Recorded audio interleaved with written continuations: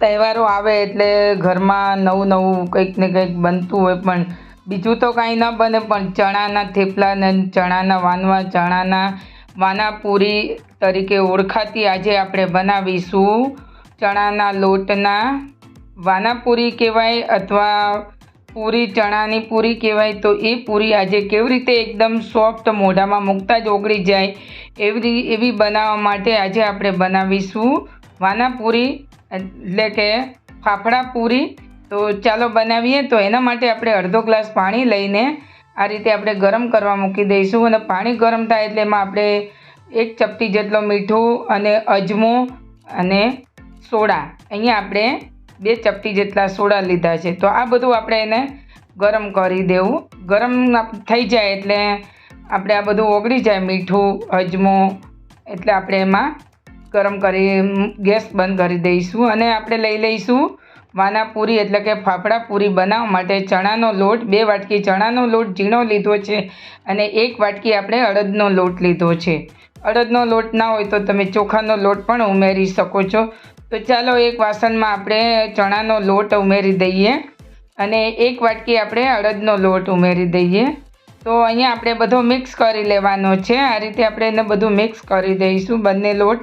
તો લોટ સરસ રીતે બંને મિક્સ થઈ જાય એટલે એમાં આપણે જે ગરમ પાણી કરેલું છે એ પાણી આપણે એની અંદર ઉમેરી દેવાનું. પાણી તમારે થોડું થોડું ઉમેરવું, પણ અહીંયા જે આપણે માપ માટે લીધું છે એ પરફેક્ટ રીતે માપ આવશે. આપણે બિલકુલ પાણી ઉમેરવાની જરૂર નહીં પડે, અને જો તમને જરૂર પડે તો તમારે અડધી ચમચી જેટલું જ પાણી ઉમેરવું, પણ અહીંયા આપણે જરૂર નહીં લાગે. તો હું એકદમ કઠણ લોટ બાંધી લઈશ. આ રીતે તમે જોઈ શકો છો.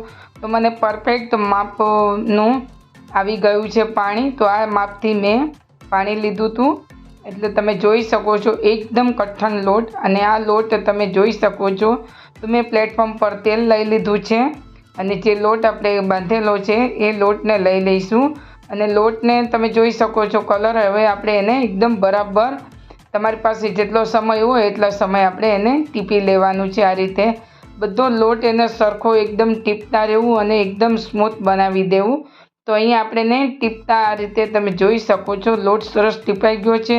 તો મેં લોટ અહીંયા 10-15 મિનિટ માટે એને ટીપેલો હતો, એટલે અને કલર પણ સરસ આપણે લોટનો ચેન્જ થઈ ગયો છે અને લોટ પણ સરસ એકદમ સ્મૂથ થઈ ગયો છે. તો હવે એને લઈ લઈશું આપણે પાટલા ઉપર અને આ રીતે આપણે એને રોલ કરી દઈશું. અને એની નાના નાના આપણે એના લુવા કટ કરી લેવાના છે, એટલે આપણે એને જે પૂરી વણવામાં એકદમ સહેલું પડે. તો અહીંયા આપણે રોલ બનાવી અને અડધો રોલ આપણે કટ કરી લઈશું.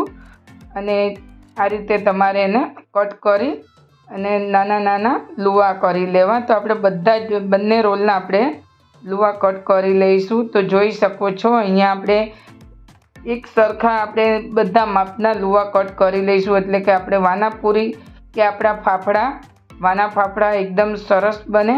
તો આ રીતે તમે જોઈ શકો છો ગુલ્લો આપણે આ રીતના બધા જ એક સરખા બનાવી લીધા છે. અને હવે લુવા આપણા થઈ ગયા છે એટલે આપણે એમાં મૂકી દઈશું ઢાંકીને, એટલે કે સરસ આપણા એક સરખા બની જાય. અને હું તમને અહીંયા લોટ વગર તમને વણીને બતાવું છું, કોરો લોટ. તો જોતાં જ તમે એકદમ જ સરસ આમ તૂટશે પણ નહીં, અને આપણો લોટ પણ એકદમ ટીપાઈ ગયો છે અને સરસ એકદમ ચીકણો બની ગયો છે. અને તમારે પૂરો ફાફડા તમારે જેટલા પાતળા કરવા હોય એટલા તમે પતલા કરી શકો છો. તો હવે સરસ આપણા એકદમ ફાફડા તૈયાર થઈ ગયો છે, એટલે કે વાનાપુરી. તહેવાર આવે એટલે મિત્રો હરેકના ઘરમાં વાનાપુરી એટલે કે ચણાના લોટના ફાફડા બનતા જ હોય છે. તો હવે આપણે આ રીતે બધા વણી લેવાના છે. અને બીજો પણ હું તમને સેમ લોટ ઉમેરીને તમને બતાવું છું. તો મેં અત્યારે પૂરો લોટ લગાવી દીધો છે. તમે ઘઉંનો લગાવી શકો છો, તમે ચોખાનો લોટ, અત્યારે આપણે ચણાનો લોટ છે એટલે તમે ચોખાનો લોટ ઉમેરીને પણ તમે એને વણી શકો છો. ને એકદમ એક પતલા આપણે એક સરખા તમે જોઈ શકો છો કેટલો આપણો પતલો એવો બની ગયો છે. અને આ રીતે આપણે આંગળી પણ દેખાય છે. તો આ રીતે તમારે વાનાપુરી. તો આપણે બધા જ પૂરી તૈયાર થઈ ગઈ છે. હવે આપણા ફાફડા બધા વણાઈ ગયા છે. તેલ ચેક કરી લઈશું. તો તેલમાં એક લોટનો ટુકડો ઉમેરતા ઉપર આવી જાય છે.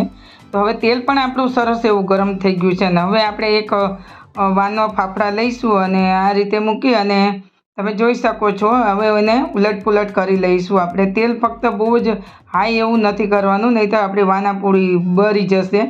તો આ રીતે એને બંને બાજુ ઉલટ પુલટ કરતાં આપણે એને ફ્રાય કરી લઈશું. તો તમે જોઈ શકો છો ફક્ત આપણે આ 5 સેકન્ડની અંદર જ આ શેકાઈ જાય છે. તો છે ને મિત્રો, આ ફાફડા બનાવવા એકદમ ઇઝી. તો વાના ફાફડા તૈયાર છે આપણા, અને ફરી પાછા બીજા સેમ આપણે એ રીતે તળી લઈશું. તો તમે જોઈ શકો છો મિત્રો, સરસ રીતે આપણા આ રીતે બનાવવાથી એકદમ મોઢામાં મૂકતા ઓગળી જાય એવા ફાફડા તૈયાર થાય છે. આને કાઠિયાવાડમાં વાના ફાફડા અથવા વાનાપૂરી કહેવામાં આવે છે. તો મિત્રો, બનાવજો આ તહેવાર ઉપર. મસાલેદાર અને ટેસ્ટી કુરકુરા ક્રન્ચી સોફ્ટ વાનાપૂરી અથવા વાના ફાફડા. તો મિત્રો, ચણાની પૂરી પણ કહેવાય છે. તો બનાવજો. અને જો તમને મારી રેસિપી પસંદ આવી હોય મિત્રો, તો વધુમાં વધુ શેર કરજો અને લાઈક કરજો મિત્રો.